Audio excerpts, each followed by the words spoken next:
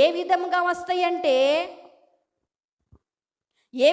వస్తాయంటే గొర్రెలు వెళ్ళినయా, పొలం వెళ్ళినయా, వెళ్ళిని అవి వచ్చే టయానికి తలుపులు తెరిసావనుకో, ఒకటి ఏ లైన్లో రండి మీరు, ఏం తిట్ట వస్తున్నారు, వస్తాయి లైన్లో తోసుకుంటూ నేను ముందని ఆ విధముగా ఆలోచనలు వస్తాయి.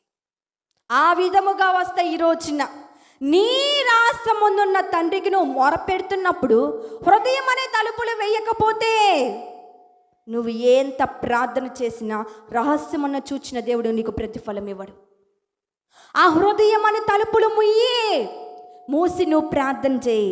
ప్రతిఫలం ఎలా ఇస్తాడంటే నువ్వు ఆమేన్ అనే లోపులోనే ప్రతిఫలం ఇవ్వబోతున్నాడు దేవుడు నీకు ఈ రోజున.